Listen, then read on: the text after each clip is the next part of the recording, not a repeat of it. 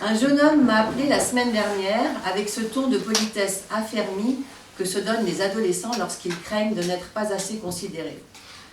Au téléphone, sa voix ne m'évoquait aucun souvenir précis, mais elle ne sonnait pas non plus comme totalement inconnue. Monsieur Christian Hainaut ? Oui, bonjour. C'est bien vous qui avez tourné Voiles et glaciers ? Oh là là, c'est vieux ça, 19 ans. À la manière dont il m'a coupé, j'ai compris que ça n'était pas pour lui le résultat d'une soustraction anodine. Je me suis fait plus modeste. J'ai tenté de savoir pourquoi un homme à la voix si juvénile s'intéressait à l'une de mes productions télévisuelles aussi datées. 19 ans. Cela renvoyait à l'époque où l'aventure était un créneau porteur, où les aventuriers dérisquaient 3 francs 6 sous en quadrillant la planète de superlatifs pompeux. Le plus haut, le plus froid, le plus venteux, le plus inaccessible. L'époque où l'on pouvait, si l'on n'était pas exigeant, faire le tour du monde, à l'œil, en ramenant des images, et nous n'étions pas exigeants, enfin, pas encore. Je m'accordais quelques secondes de répit, le temps de trouver une formule accueillante à installer dans la brèche qu'il venait d'ouvrir dans mon passé. Voulait-il à son tour explorer la région ? La télé a fouiné dans tous les recoins du globe et les destinations jadis les plus hors de portée sont aujourd'hui au catalogue des tours opérateurs. Le jeune homme me fit gentiment remarquer qu'Internet arrivait dans sa campagne.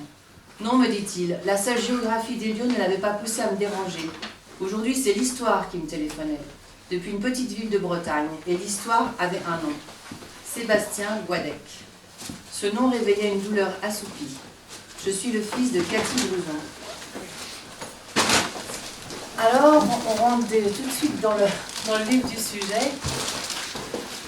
Qui c'est cette Cathy Blouson ?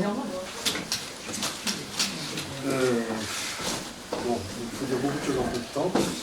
Déjà, merci à tous d'être venus écouter la présentation. Et sachez que je suis un petit peu intimidé parce que j'ai fait pas mal de films et ça ne m'a jamais mis dans la situation où je me trouve aujourd'hui, c'est-à-dire celle de devoir présenter quelque chose qui était entièrement sorti de ma tête.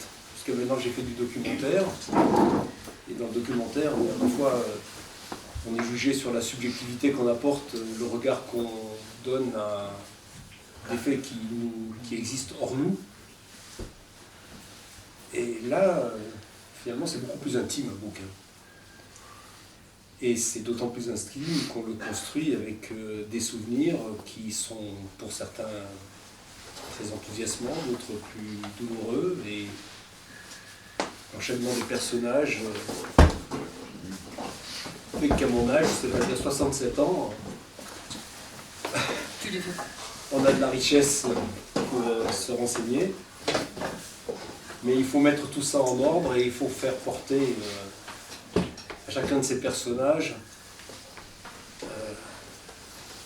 des éléments dont on sait qu'ils sont crédibles parce qu'on les a rencontrés chez les uns et les autres, mais on doit faire aussi en sorte que personne ne puisse dire ça c'est moi ou ça c'est moi. Donc cette Cathy Blouson, c'est la seule femme qui est embarquée sur un bateau avec 7 garçons dans une tentative d'aventure telle qu'on en filmait dans les années 80, qui va mélanger à la fois une approche maritime compliquée, exigeante, et une tentative d'alpinisme ambitieuse. Et cette femme, elle va avoir un rôle particulièrement important en ce sens que elle va être tout au long de ce récit une sorte de boussole. Alors ça peut être considéré comme du machisme, auquel cas j'assume, c'est pas grave. Mais la présence d'une femme dans une expédition ou dans des cercles fermés réunissant des hommes dans ces conditions-là, j'en ai rencontré plusieurs. Et je me suis rendu compte que chaque fois, quelle qu'était leur personnalité, elles avaient un côté qui humanisait un petit peu la réunion purement masculine, qui nous tenait à des attitudes peut-être un peu moins relâchées, ou qui nous conduisait à à nous montrer peut-être un petit peu plus respectable, je ne sais pas. Donc cette Cathy Bruzon, elle a un rôle prépondérant, mais il n'empêche que sur l'ensemble, ça n'est jamais qu'un des 8 personnages du bateau, avec ce qui va leur arriver et les personnes qu'ils vont rencontrer à l'occasion de ce voyage. Et puis là, dès qu'elle arrive, donc cette personne, on t'explique que c'est aussi, tu expliques que c'est aussi la mère de ce jeune homme qui vient de voir. Voilà, alors c'est effectivement la mère du gamin qui vient. Et on apprend dès la 2e ou 3e page qu'en fait elle est décédée et que ce gosse veut connaître quelque chose sur sa mère qui a été apparemment très important pour elle et tenu secret. Voilà, il est envoyé par son père auprès du caméraman, pas du narrateur, auprès du caméraman qui se trouvait être le narrateur dans la circonstance. On va continuer avec ça. Donc là, c'est le narrateur. J'habite un petit village au sud-est du pays, ni trop près d'une grande ville, elles m'ont toujours fait peur, ni trop loin d'une gare TGV. J'y ai mené ma vie de caméraman indépendant.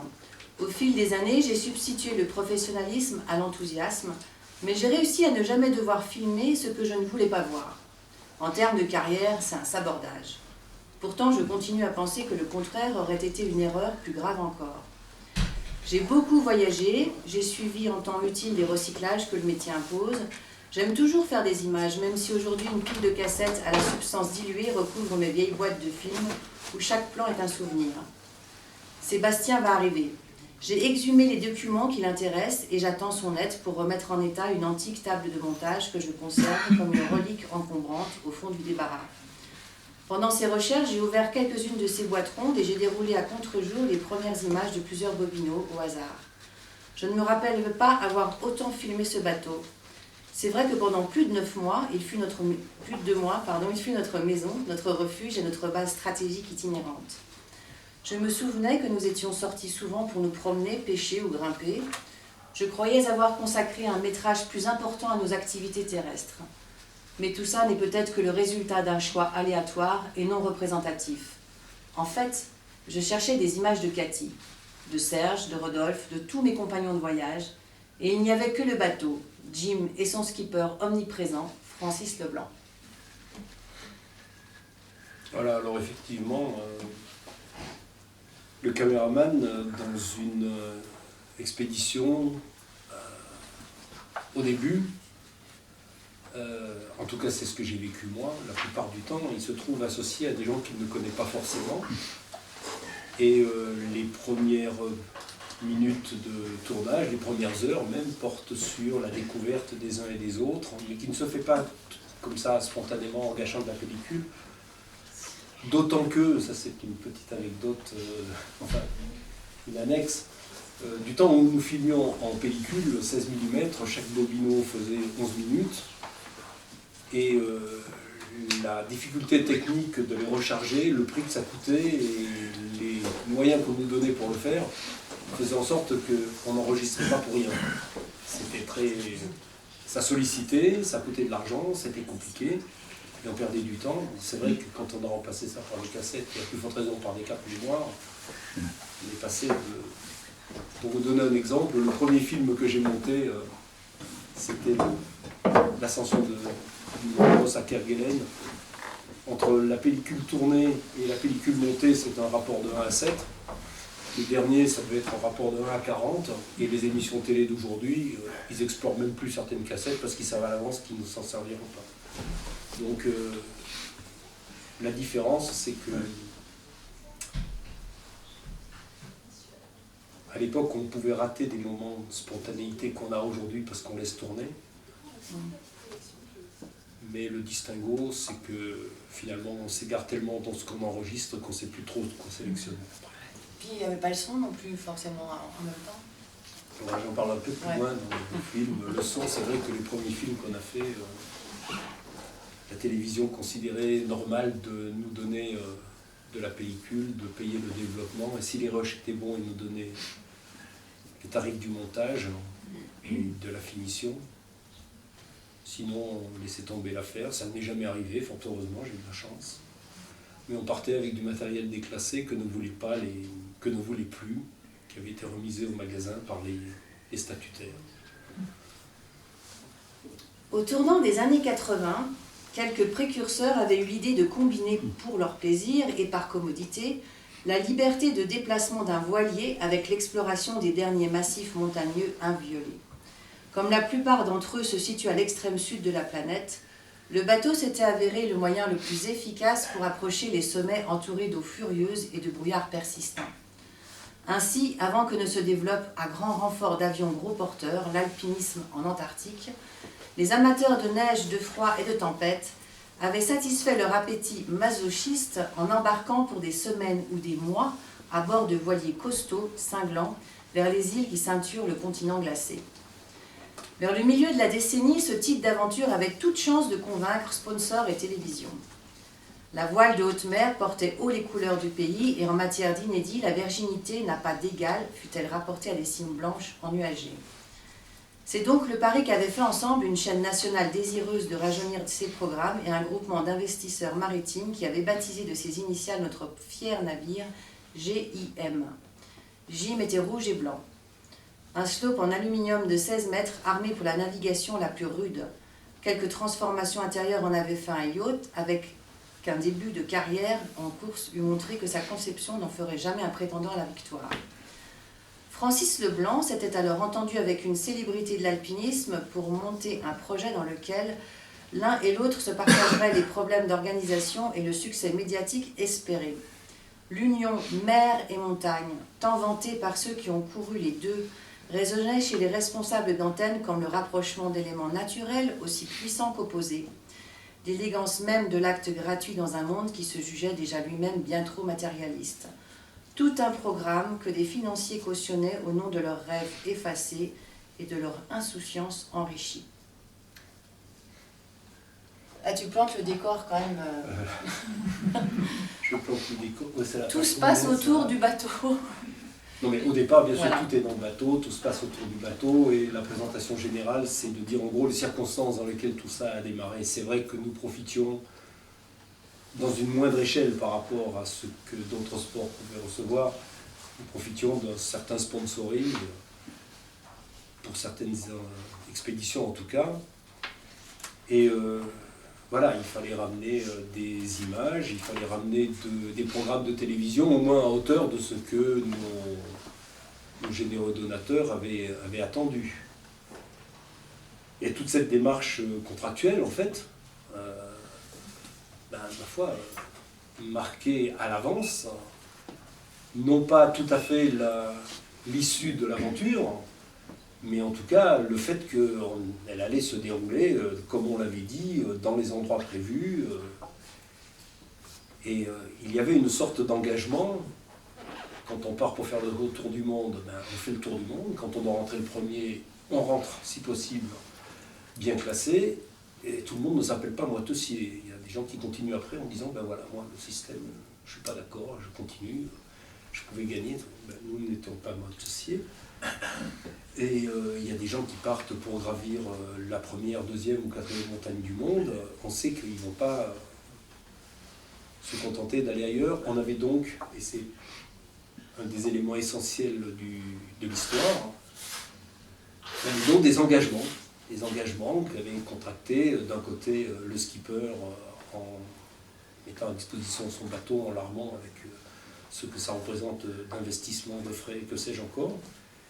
Et d'autre part, les alpinistes qui devaient s'attaquer au Cerro del Viento. Et le bateau s'appelle Jim. On reviendra dessus un peu plus tard. Droit devant nous, donc t'as pas dit quand même qu'on était en Patagonie. Ah c'est vrai, tiens, j'ai oublié. Peut-être qu'on le dise, hein. Oui. L'histoire se passe en Patagonie. L'île d'Ossol existe de fait. Mais pour donner quand même une indication à ceux qui voudraient regarder une carte en suivant le roman n'est pas construit sur une cartographie très précise, c'est une invention autour d'une île qui, elle, existe vraiment et dans un paysage qui ressemble tout à fait à ce qui est décrit. Droit devant nous, les nuages déchirés laissaient apparaître une montagne formidable. C'était une pyramide d'une blancheur inouïe, écrasant de presque 3000 mètres les eaux grises de l'océan. Une succession de plateaux glaciaires et de séracs monstrueux descendait vers la mer depuis la pointe rocheuse qui parachevait l'édifice. La brume nous cachait encore une partie de son architecture, mais une trouée itinérante de ciel bleu permettait d'explorer par portions cet extraordinaire objectif. El Cerro del Viento, la cime du vent. À bord, tout le monde était impressionné, et c'était cela que je devais filmer. Jean-Luc était déjà à son 2e rouleau de pellicule. Il photographiait la montagne comme quelqu'un venu pour la gravir, emprisonnant chaque détail de la face pendant le bref instant où il était bien visible. Francis, de son côté, prenait toujours le recul nécessaire pour saisir au premier plan son bateau et son équipage. Me voyant livide mais au travail, il eut un mot d'encouragement qui effaça un sarcasme précédent, quand le Cap Froward avait eu raison de ma meilleure volonté. Avec l'aide de Cathy, Roland était sorti lui aussi encore plus malade que moi, mais requinqué par l'air du large et la vision de la neige. Rodolphe, à moitié fou, embrassait tout le monde en remerciant les marins de l'avoir amené jusqu'à là. Il jurait qu'il n'existait pas de vision plus belle qu'un voile soulevé sur une radieuse virginité andine. Bref, c'était géant. À son tour, la brute eut droit à sa gratitude. Le plan est suffisamment drôle pour qu'on l'ait conservé au montage. On y voit un enfant hystérique ôter le casque du colosse preneur de son pour lui faire un gros bisou dans l'oreille avant d'éclater de rire et de bonheur. Dans le froid et les embruns, l'ambiance est euphorique. Les alpinistes mesurent pour la première fois la véritable dimension de leur montagne. Les marins sont heureux d'avoir mené à bien la première phase de l'approche. Comme à son habitude, Serge barre le voilier, cap sur le sommet, 20 degrés de gîte, à l'étrave dans la vague. On a l'impression que c'est parti pour une aventure mer et montagne, quoi. Et de fait, c'est parti pour une aventure mer et montagne. Et c'est vrai que l'éblouissement de la découverte, là, c'est un sommet qui sort de l'océan. J'en ai vu au Kerguelen, j'en ai vu en Patagonie, j'en ai vu en Antarctique. Ça a un côté, on s'y attend pas, quoi.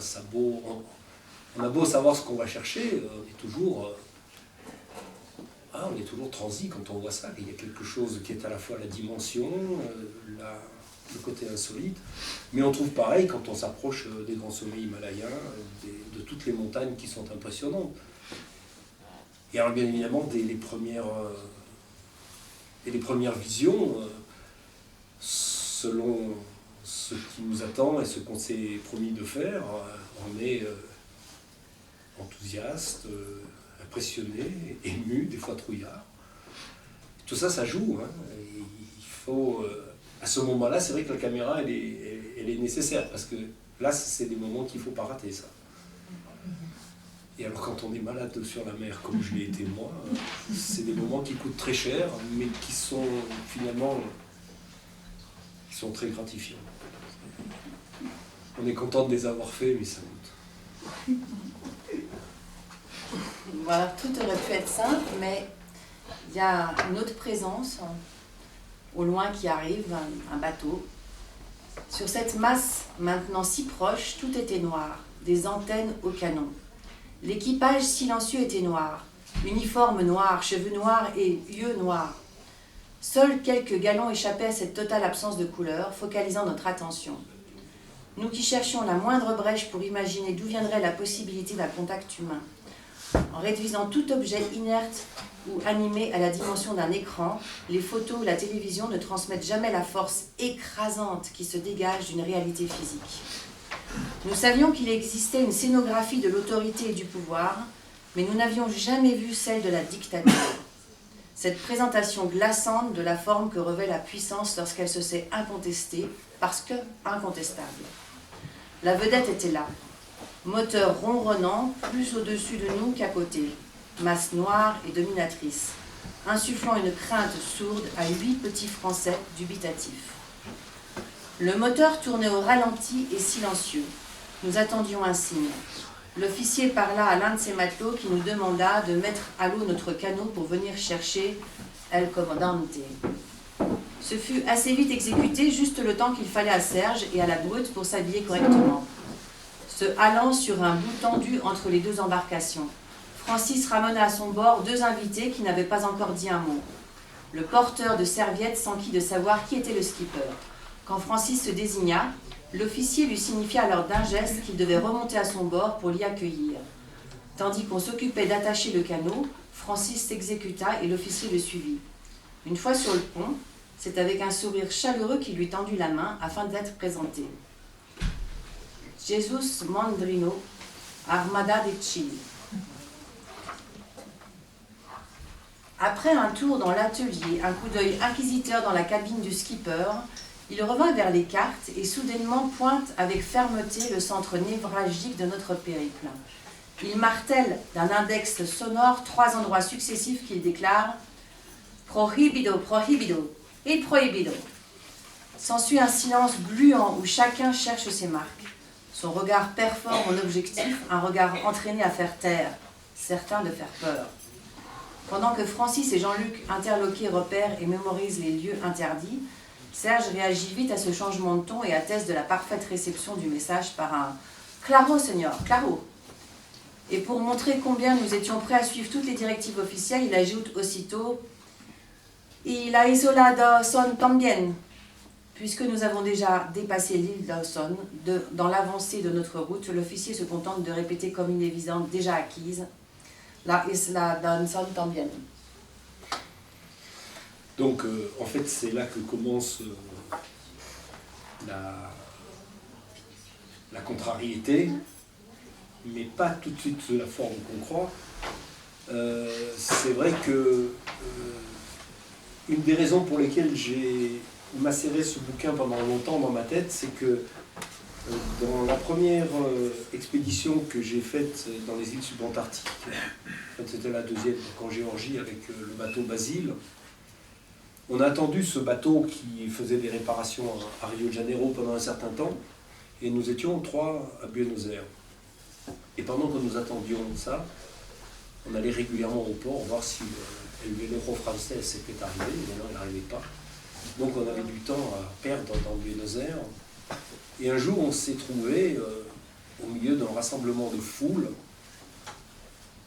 et avec des rues barrées et tout, et on ne savait pas trop pourquoi. Donc on a essayé de se renseigner avec notre espagnol bien modeste, et on nous a expliqué qu'il y allait y avoir un passage de El Presidente. Donc on se dit, ben, pendant qu'on est là, on le voit. Et on a vu passer le général Videla, qui était à l'époque le dictateur argentin qui sévissait avec la dureté qu'on connaît dans son propre pays.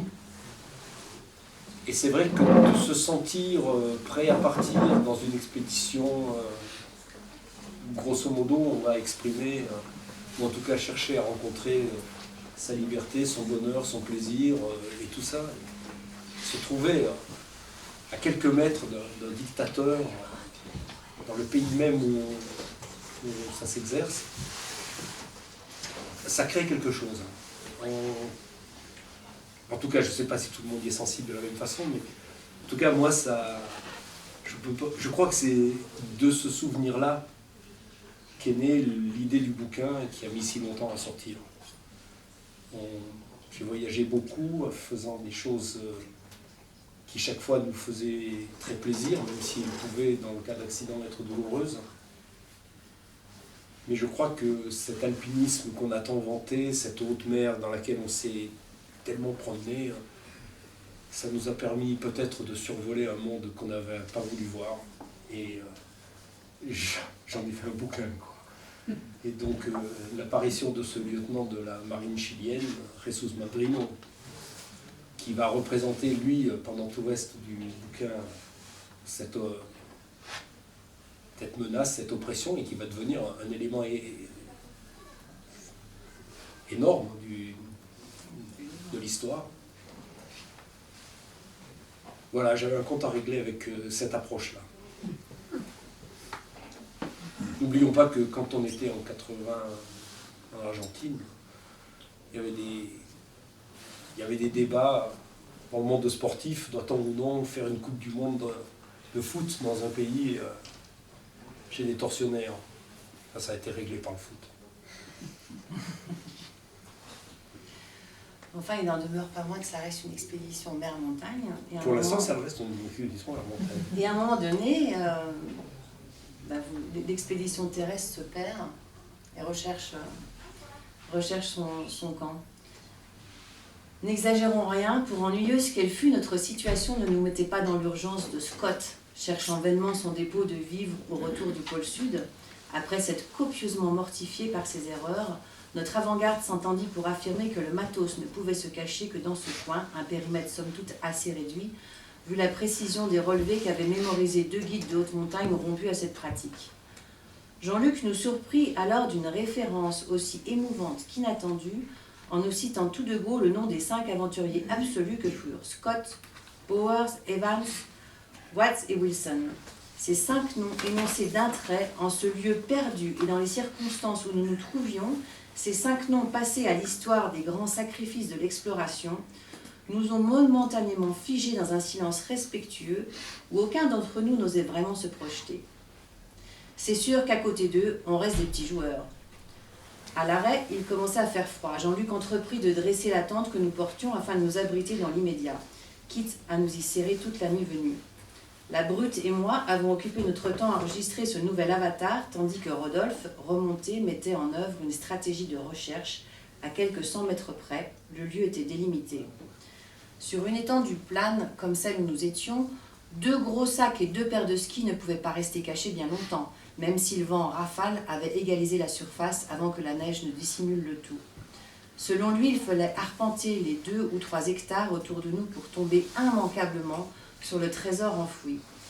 La moindre protubérance devait être sondée, et au lieu d'opérer au hasard, lui et Roland partirent chacun dans une direction avec l'intention de parcourir d'avant en arrière la superficie de quelques terrains de foot. Son calcul était juste et l'opération n'a pas pris trop longtemps. Comme il s'était attribué le secteur le plus propice à la découverte, c'est lui que nous entendîmes hurler de joie à peu de distance de nous, brandissant au-dessus de sa tête des skis ornés d'un ruban rouge. Il était toujours trop tard quand on constate que la fatigue altère le jugement et précipite certaines actions en des lieux où chaque geste doit demeurer réfléchi. Voyant Rodolphe exulter dans le lointain, Roland, qui explorait l'autre extrémité de la zone, coupa sans précaution l'étendue vierge qui les séparait et, malgré ses skis qui augmentaient sa surface portante, disparut dans une crevasse. Captivés par les pitreries de Rodolphe, nous n'avions pas vu sa chute. C'est moi qui, me retournant, constatais soudain que Roland n'était plus dans le paysage. Les autres vérifièrent et en l'espace d'1 seconde, la joie céda à l'angoisse. Donc on reste toujours dans l'aventure. C'est-à-dire qu'il y a les deux qui vont se combiner. Il y a effectivement l'aventure que l'expédition est partie vivre et qui, comme se l'expliquent les personnages entre eux au cours de discussion, doit quand même tenter d'aboutir d'une manière ou d'une autre.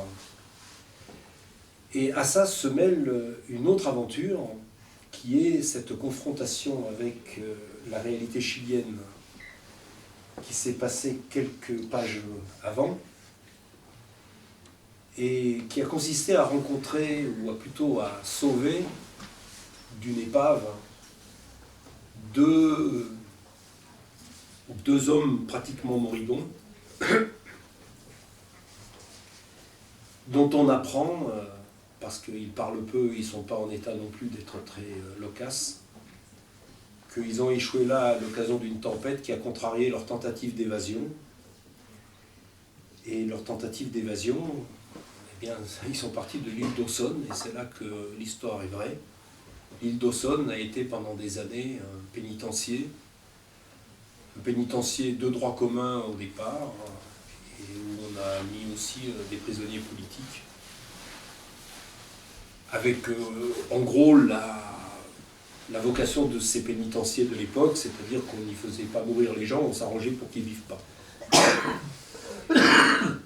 Et donc sont embarqués sur le bateau 2 personnes qui sont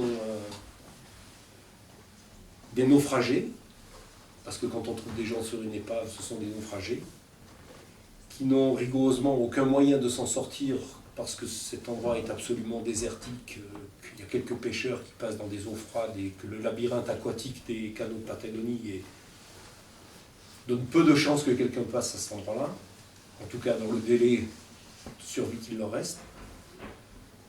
Et puis ces 8 personnages qui sont, eux, dans leur trip, et puisqu'ils doivent quand même rentrer en France avec, sinon un exploit, du moins une tentative honorable et des images qui l'attestent. Ça crée une sacrée tension dans le groupe. Ça crée une sacrée tension dans le groupe, la découverte de ces 2 personnages. Alors, ça crée une tension, disons que tout le monde ne la voit pas de la même façon, mais ça se comprend. Ça se comprend. Il y a ceux qui sont des acteurs impliqués contractuellement, il y en a d'autres qui sont un peu les ouvriers du système et qui ont peut-être moins à perdre. Et il y a aussi les relations entre ces différentes personnes qui sont bien sûr à la fois changeantes, portées par des intérêts différents. Oui, c'est pas simple, mais il est trop facile de mettre dès le début des jugements définitifs ou péremptoires sur les uns et les autres. Il faut d'abord comprendre les raisons et puis voir comment chacun essaye de s'en sortir. En tout cas, la chose qu'ils essayent de faire dans un premier temps, c'est de voir s'il est possible de mener à terme les deux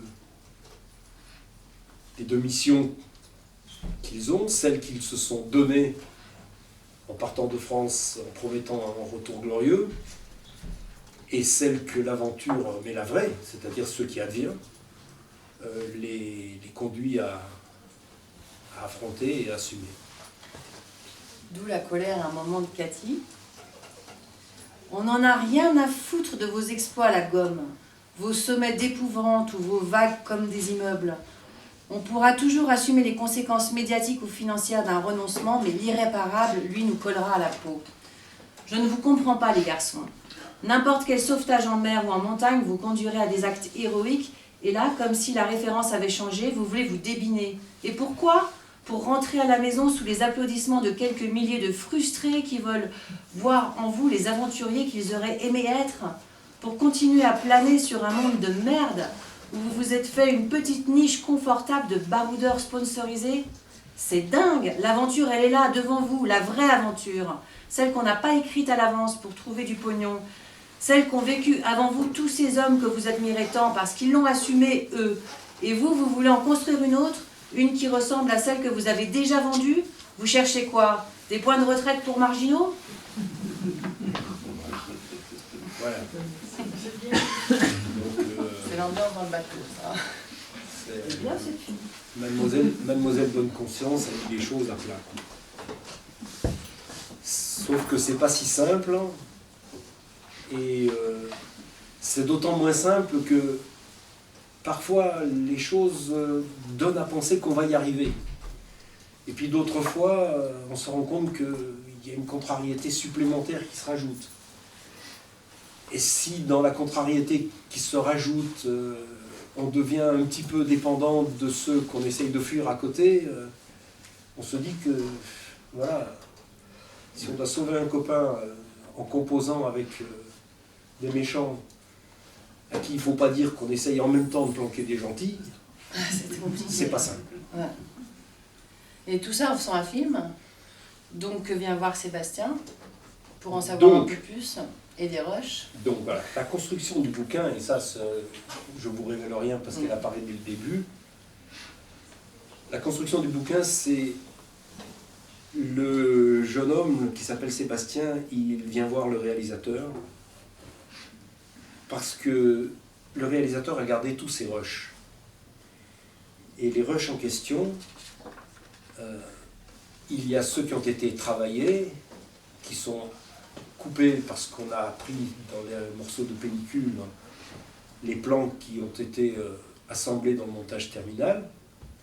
Et puis il y a tous ceux qui n'y sont pas. Et le gamin est absolument persuadé, non sans raison, que sur les rushs, il doit y avoir des choses qui lui permettent de savoir qui était sa mère, comment les choses se sont passées et qu'est-ce qu'on lui a caché. Donc il demande à ce réalisateur de lui montrer tout ce que le film ne montre pas.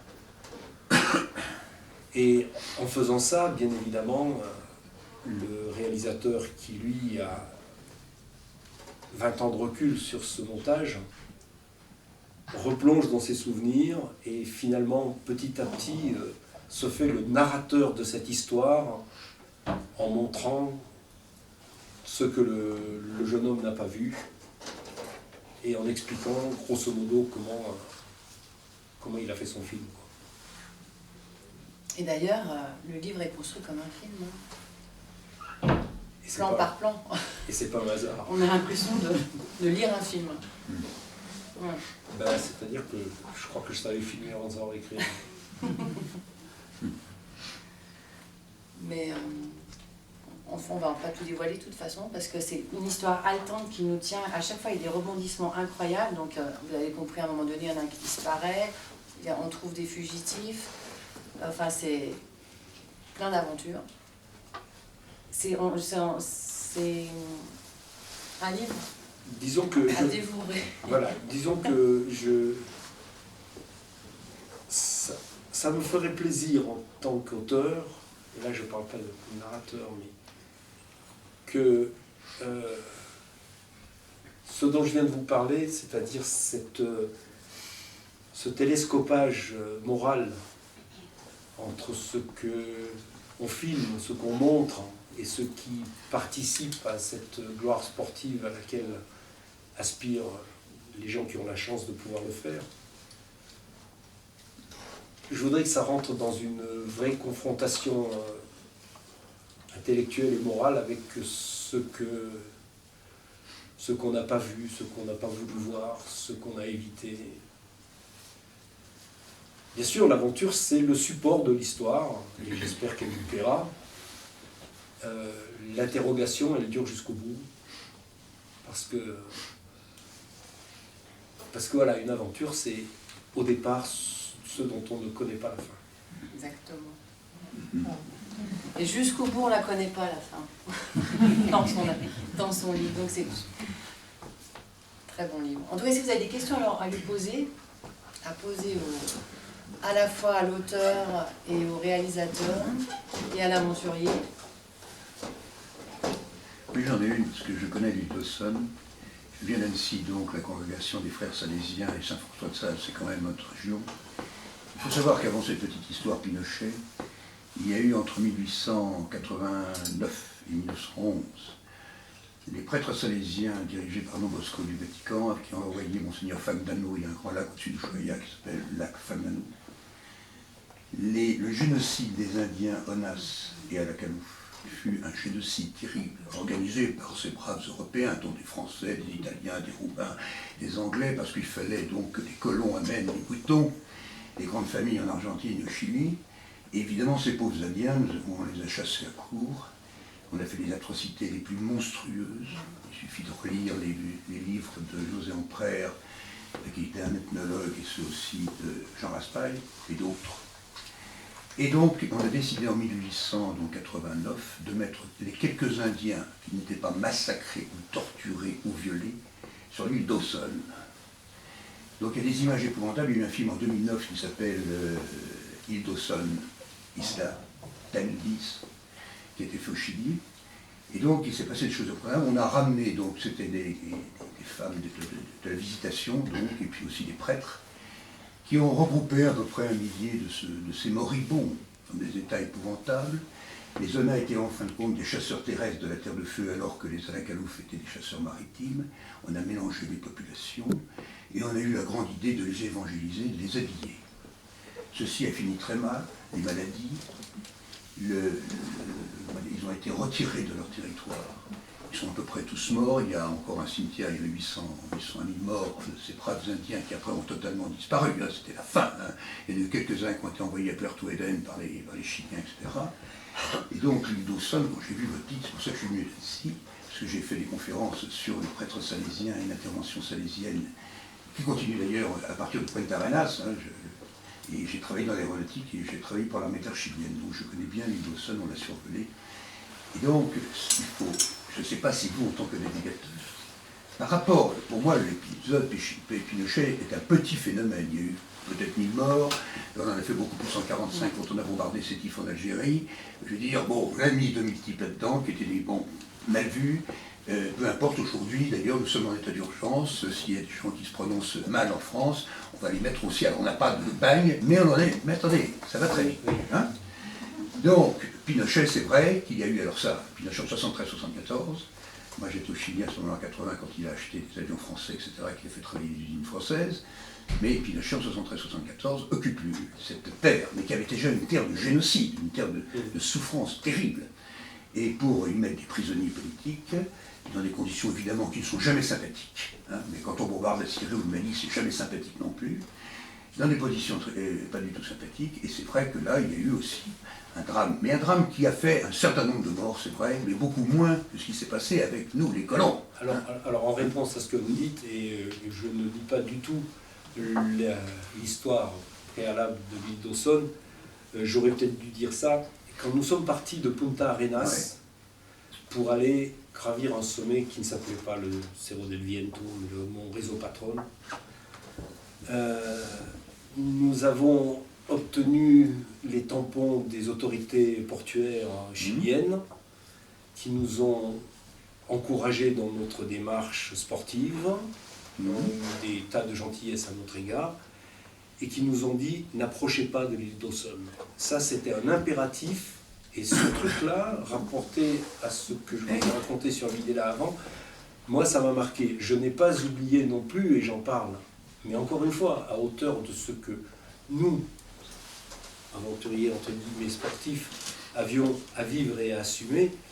Je parle des Indiens Yagan à la Calouf. Je crois même dire, je dis à un moment que, d'après ce que j'ai entendu dire moi, le dernier safari à l'Indien avait eu lieu en 52.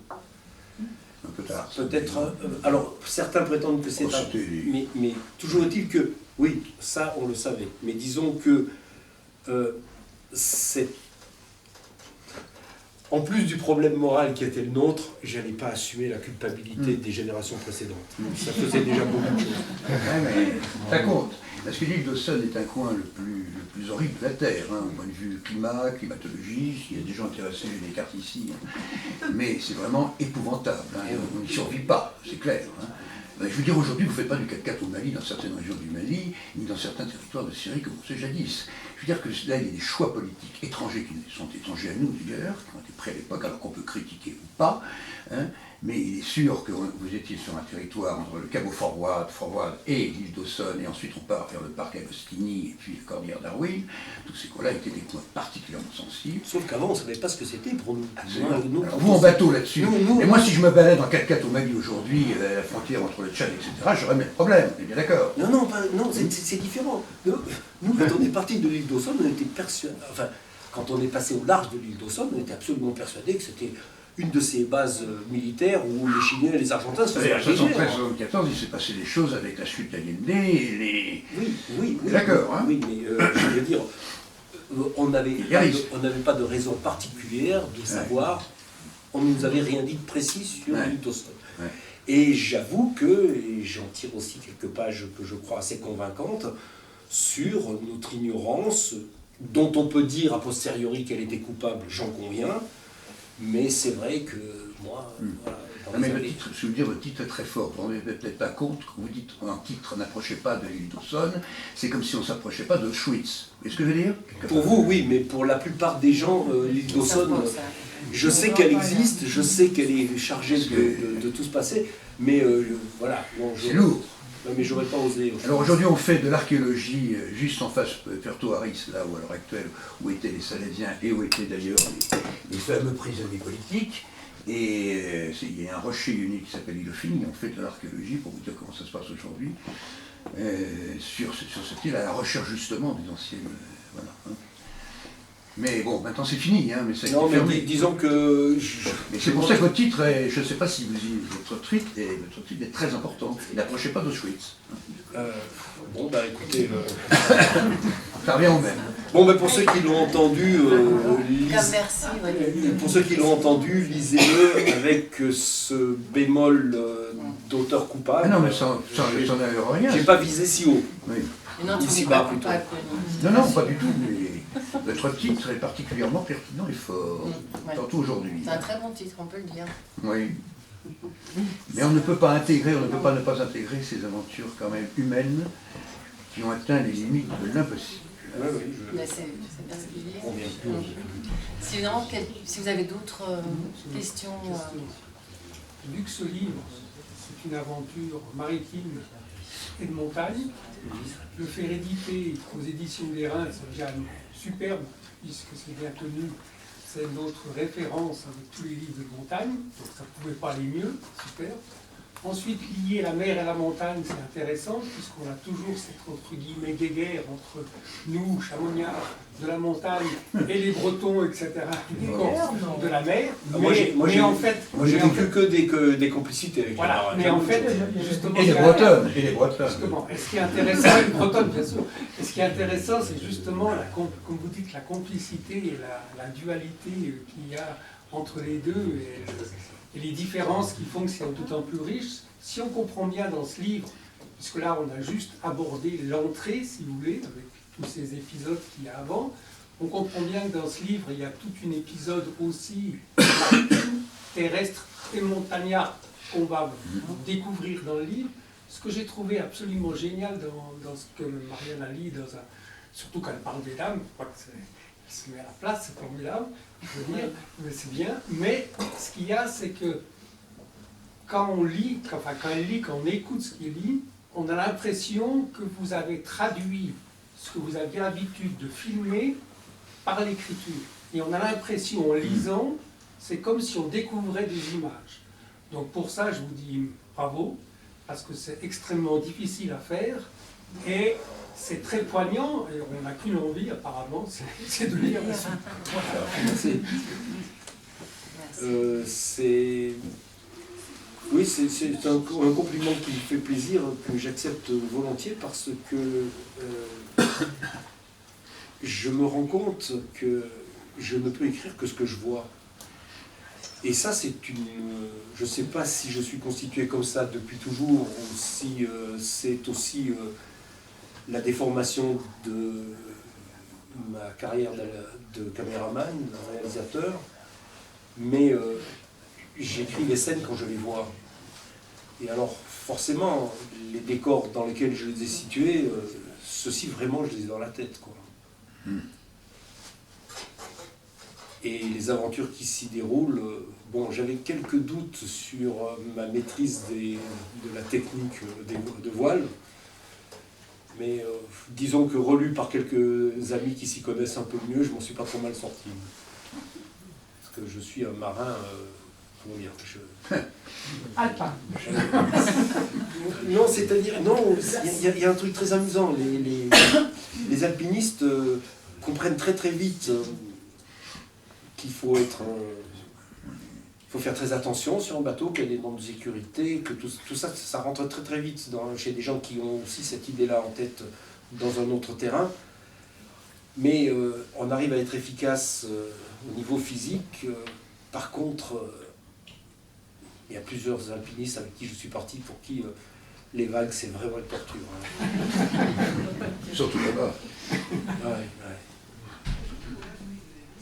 C'est difficile, mais en même temps, le bateau est un élément de déambulation et de liberté tel que c'est insurpassable. C'est insurpassable. Et pourquoi avoir mis, excusez-moi, si longtemps pour vous décider à écrire? Ce n'est pas indiscret, bien sûr. Non, ça fait... J'en ai gratté des milliers de lignes. Mais c'est... Je sais pas, il fallait peut-être que ça trouve une forme. Il fallait que ça trouve une forme. Et peut-être que en trouvant cette possibilité d'écrire comme un cinéaste, c'est peut-être ça qui a permis que je me sente capable de le faire. Au début, je croyais pouvoir faire de la littérature. Je me suis rendu compte que c'est un autre art, c'est autre chose. Donc je me suis dit, mais après tout, si je raconte ce que je sais, ce que j'ai vu, ce que je connais, et que je mets ça, des caractères dans des personnages dont j'ai croisé bien des représentants, peut-être que ça va marcher. Les mémoires de Denis Ducrot, tout le monde s'en fout. Les aventures personnelles de Denis Ducrot, même moi ça m'intéresse pas. Mais par contre, arriver à mettre tout ça en ordre pour que ça en fasse une histoire susceptible d'intéresser, ça m'a bien plu. Ça m'a bien plu. Et en plus, je rends un hommage peut-être un peu appuyé à ce que j'ai appelé les ouvriers des expéditions, c'est-à-dire tous ces gens dont on ne parle pas et qui participent au succès de ceux dont on parle.